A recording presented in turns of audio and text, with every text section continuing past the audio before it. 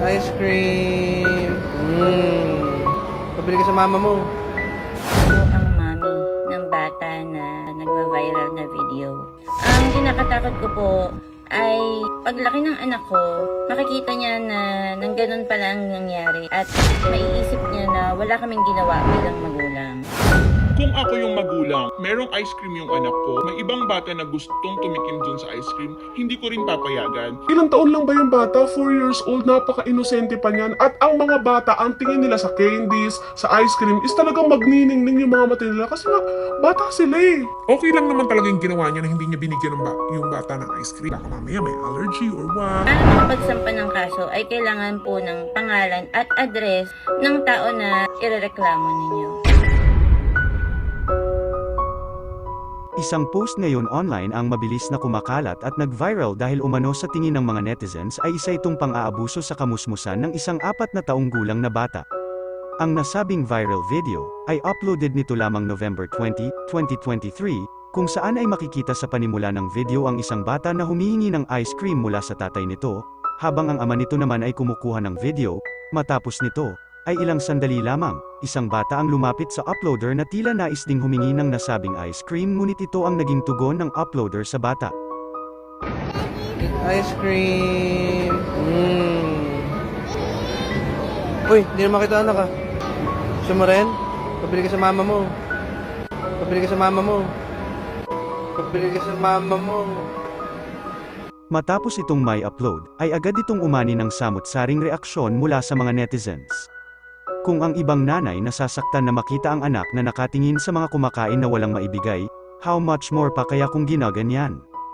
Dapat kasi sinabi niya na lang na paalam ka sa mama mo, kesa yun, malay mo bawal yung bata sa ice cream, wrong choice of words lang siguro. Akala ko tatay ka, pero wala kang puso at bata yung pinatulan mo. Sana hindi mo na lang pinost. Sa ilang araw pa lamang na pagkaka-upload nito ay umabot na ito agad ng million views.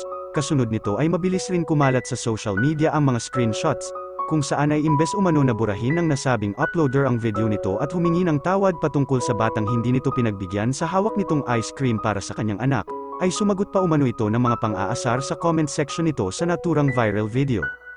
Labas na dila niya, di mo pa pinagbigyan, marami na po naglabas ng dila, di ko po talaga pinagbibigyan. Tapos nagsumbong sa mama, kahit kay Idol Rafi pa po, grabe ka sa bata be, papa-blatter ka niyan, wala ngang pang ice cream, blatter pa. Grabe, mixed emotions ako sa mga comments, gets ko naman yung mga na-offend pero, di ko tuloy alam if anong flavor ang bibilhin ko next. Dahil sa patuloy na paglaki ng isyo ng naturang viral video na ito, ay naglabas na ng sentimiento ang ina ng bata sa viral video, nito lamang Miyerkules November 22, 2023, at nais umano ng mga ito na bigyan ng leksyon ang uploader na tila na mahiya umano sa kanilang anak. Kasunod nito ay nag-post muli ang ina ng bata na tila handa na ang mga ito para sa kanilang hakbang laban sa uploader, na namahiya at nang abuso umano sa kamusmusan ng kanilang 4 na taong gulang na anak. Samantala, mabilis din kumalat sa social media ang larawang ito kung saan ay naaresto na umano ang nasabing uploader, ngunit napag-alaman din kinalaunan, na ito ay edited lamang at maaaring ginawa ng isa ring galit na netizens.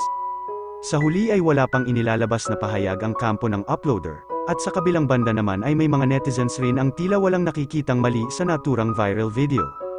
Grabe, para sa ice cream lang kakasuhan, at saka, tama naman ang ginawa ni Nico, what if, bawal sa bata yung ice cream? Grabe naman yan, okay lang naman para sa akin yung sinabi ni kuya, kasi baka mamaya may allergy pala yung bata, para sa akin wala namang mali. Ikaw, ano ang iyong palagay? Tama nga ba nakasuhan ng mga magulang ang uploader patungkol sa viral video na ito? Ikaw na ang humusga. Gusto mo rin? Pabili ka sa mama mo.